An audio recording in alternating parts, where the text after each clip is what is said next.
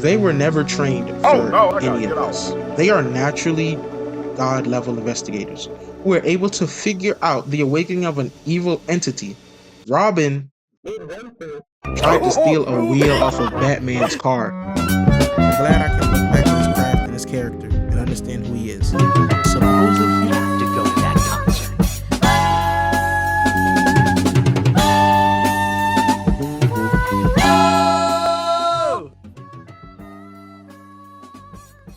you, without a doubt, clicked on this video half expecting a Ric Flair movie. Because there's just no way, right? Mystery Incorporated, also known as the Scooby Gang, can take on the Bat Family? I know, it sounds a little crazy, but hear me out. Let's go over a couple rules real quick. Rule number 1, no comics. Yeah, I hear ya. But lock in with me real quick for a sec though. Max Faraday, a regular guy who delivers pizza in every other universe, Pizza time. became a god on accident in this universe. Only in this one universe. Need I say more? The playing fields will be as even as I can possibly get them. Remember, the gang ain't no Ben 10. I'm not gonna make a video on that. I forgot his name, but just search up Ben 10 versus basically everybody, and that's all the proof you'll need. They're just detectives. Pause real quick. Know that I might pull from comics if I can't find any good TV adaptations. Resume. Rule number 2. I will base their detective skills on 2 categories. Figuring out villainous plots and finding/unmasking criminal There's masterminds. no way out of this. Each category will have 2 case files, because that is the true essence of investigation. Figuring out when something will happen, and if it already happened, figuring out how to stop it, usually by finding the person behind it. Rule number 3. This is just investigation. No fighting, and once again, lock in with me real quick. Constantine is called even by the Bat family for demonic related cases. So please no comments about what will they do against the Joker? Because they literally can't do nothing against bro. It don't matter if you uncover bro's plot, he's still gonna do it. The Joker does not care. And finally, rule number 4, peace and love, man. We can all debate each other, but you know what I'm saying, don't get worked up over it and try to rage bait people over virtually nothing. I mean, I'm clear, I'm technically rage baiting, but you know what I'm saying, I'm not in that equation. So yeah, and if you are gonna argue, do not misspell your words. You already lost the battle. So let's get into category 1. Figuring out villainous plots. For this category, we'll be comparing villains who either have the same abilities or close enough in appearance. And since this is not a 1v1, for the Bat family, we'll use Dick Grayson and the Teen Titans as a whole versus Mystery Inc. Know that down the line I might just do solos if I can't find any team, but either way, my argument still stands. Because technically Batman is a one-man army, I'll give him that. Case File A, Teen Titans Dick Grayson, Slade versus Mystery Inc., Dr. Pericles. Who? So let's start big. In the Teen Titans side, we have Slade. For the Scooby Gang, we have Professor Pericles. Both mass manipulators who could have won if not for plot armor. Let's be honest now. Slade was really putting belt tag on the Teen Titans. In Teen Titans Season 4, Episode 12 to 14, Slade comes back as a servant of Trigon. His goal being to make Raven fulfill her prophecy, which would allow Trigon to invade Jump City. I still don't understand why anybody would live in a city called Jump City. It's like, that sounds like a city where people jump off the porch at a young age. Don't live in a city called Jump City. Come on now. And therefore, dominate the world. Slade was promised a permanent body if he succeeded. It kind of works out for him. It took the Teen Titans 2 episodes to figure out his plot. But mind you, Let him cook. the fact that they caught on quick is not a surprise. In fact, it makes my argument even more concrete. Hear me out. Who's smarter? A teacher who's been teaching the same subject for a decade, or a student who's just been introduced to that subject and gets straight A's? I know. I'm in it, bro. Anyways, they defeated Slade and Trigon in the next episode. So from figuring out the villainous scheme to defeating the villains took about 3 episodes. And Slade still ended up escaping. So yeah, still impressive. But I also want you to keep in mind, Slade has been hopping from scheme to scheme. with his main scheme being to take down the Teen Titans. So world domination ain't really, you know what I'm saying, something that he's good at. Like, it really matters what you're good at when you do these villainous things. Let him cook. I was also dude told on himself. Let's be honest now. Like, dude is a snitch. Like, I don't know how else to put it. Slade is the biggest folder. Like, go throughout every Teen Titans episode and you will see this man folds under zero pressure. I don't know what's up with this man. The minute he hops on the screen, he immediately says his plot. Like, come on, man. I ain't never seen a bigger self-censor than him. Now, unlike Slade, who can't keep his mouth shut, but got a mask on for no reason, literally make AR Ab look like I don't know. I don't know, man. He just made AR Ab look good. Professor Pericles is a follower of the YS Don't Tell doctrine. This man doesn't speak unless he needs to, and he had to against this ragtag crew of investigators. Mind you, this man is a master manipulator. Snaked his whole crew for a piece of stone that he didn't even know worked. Now, by all means, if we look at it from an analytical point of view, it took the gang about 17 episodes to figure out Pericles' plan. We are cooked. Not including the last 2 episodes. But don't click off. Hear me out. They were never trained for any of this. They are naturally God-level investigators who are able to figure out the awakening of an evil entity. Robin tried to steal a wheel off of Batman's car. This is y'all mans though. This is who y'all defending. By all means, this man, if not trained by Batman for investigation, would be as useful as Police Chief Commissioner Gordon and other chief of police in Crystal Cove. I forgot his name. When investigating a crime, the only time I've ever seen this man, Chief, I think his name is Commissioner. I don't even know why I added Chief. The only time I've ever seen Commissioner Gordon actually investigate is because the Joker had to purposely give him clues on where to go. Batman had to come to his rescue. And also, Gotham show don't count because it's not canon, it's just like own adaptation. And even if I did put it in there, it'd make my case even more concrete. Like, let's be honest now. We getting off topic.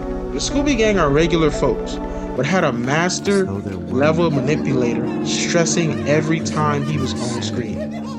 Mans makes love bombers looks like child's play. The Teen Titans, with Dick Grayson, took him 5 whole seasons to basically kill Slade. A Negro who can't shut up but got a mask on. I just know for a fact that shit stank, bro. Like, this man stayed talking and ain't took it off for like 5 seasons. Ew. Continuing on, but this category is on villainous plots. So let's tally up the points. Teen Titans, Dick Grayson, took 13 episodes to figure out Slade's plan. Their method of finding out the plan? Slade basically exposing his intentions from the jump. See what I did there? Jump City? I know, man, I know. I'm funny. Laugh. So 0 points for self-snitching. What? The Scooby Gang, while it took longer, figured out Pericles' plan by actually investigating. By finding the different disc pieces to uncover his plan. You know what I'm saying? It was like a whole thing where the disc would reveal his intention, so they just did that. With no self-snitching involved. 100 points to the Scooby Gang. What? Bat Family is 0. Mystery Gang 1. Fight me about it. Fight, you hear me? Case File B. Comic. Tim Drake. Gonna use Clue Master. Who? Versus Mystery Inc. AKA Q Horrifico. I don't know if I said that right. Or K Horrifico. One of Tim Drake's main villains is Clue Master. Who? A name you probably weren't even familiar with. This man clearly right. Well, that's because bro is a rip-off version of the Riddler. Moving on. Clue Master reminds me of both of these villains from their respective universes were underestimated, and this led to their revenge schemes.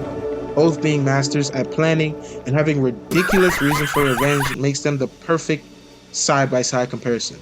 Literally.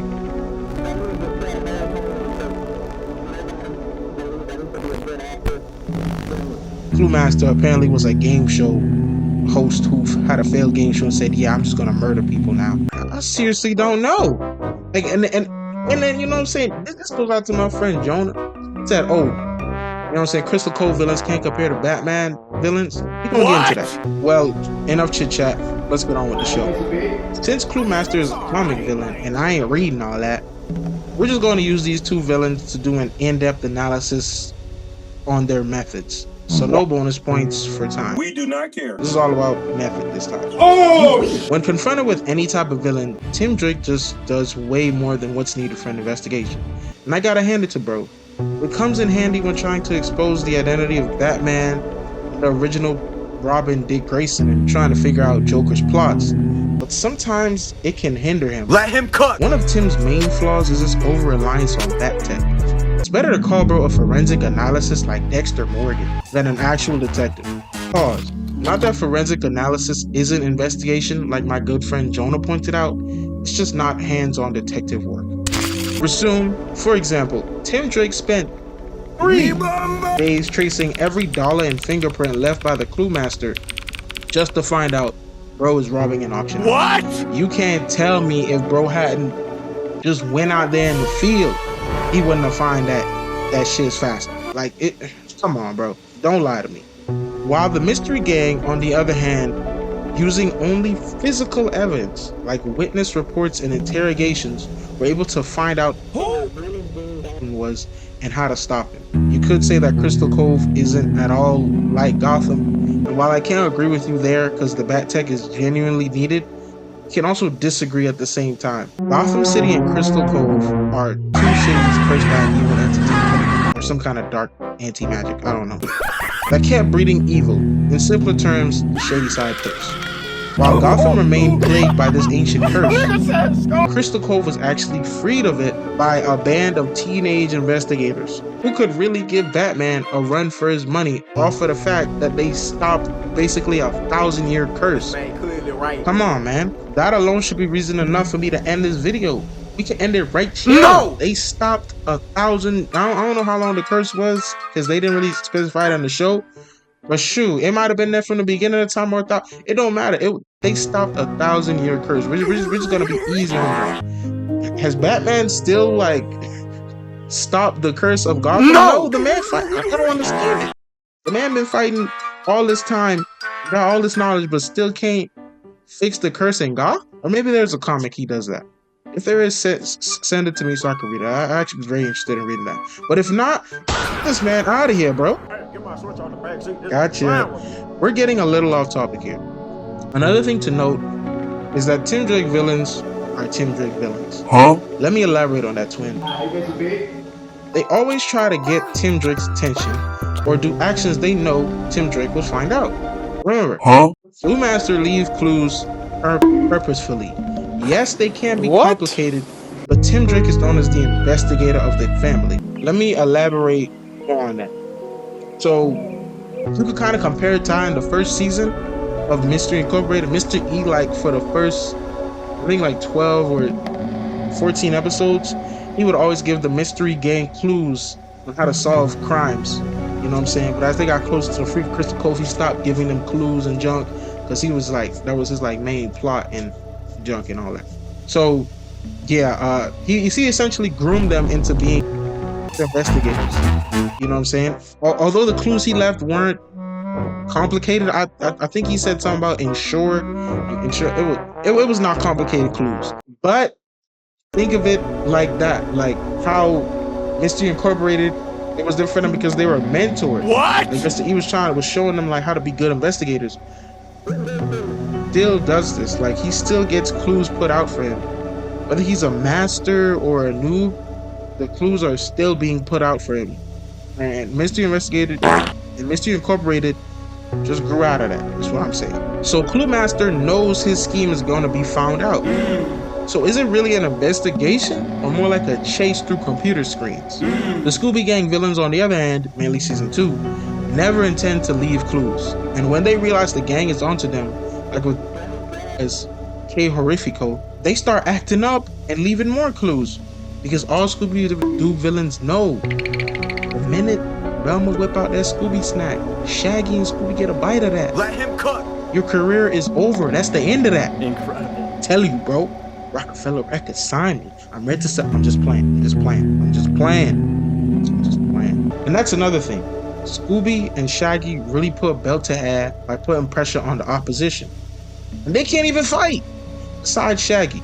We're not going to talk about it. Meanwhile, no matter how many times Tim Drakes fight these guys and brutally beats them, Not on the level of Batman though.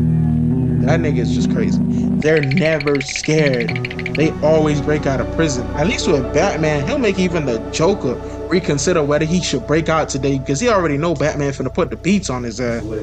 No Tim Drake villain goes to prison and is like, oh man, oh my gosh, Tim Drake, I'm so scared of the guy.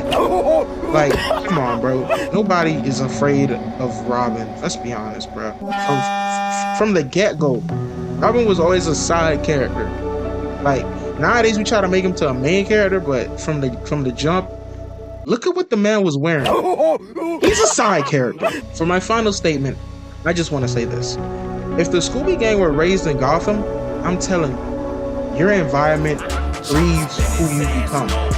If you think they're top investigators from a cursed town, what makes you think they won't be the same in another cursed town? Come on now. Max Faraday. I know I don't use comments, but I'm going to use him as an example. Under the right circumstances, became a god. I rest my case for this segment. No point tallying, just debating. Tell me what you think. Argue in the comments. And let's keep it civil, please. Oh, why does it sound like an outro? That's because I'm going to make you wait for part 2. What? Don't worry. We'll drop it next week because chances are I've already finished or at least close to finishing part 2, which will include category 2, Unmasking Criminal Masterminds, starring Batgirl and Batman himself.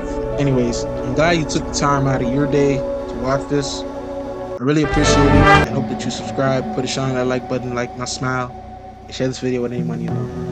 And who knows, it could be some great rage bait. For the comment of the day, do you understand the knowledge that I'm spitting to you? Shout out KVO Star and Shane_Logical, my top gooners, for believing in me. Stay safe, stay blessed, and stay ahead of the rest.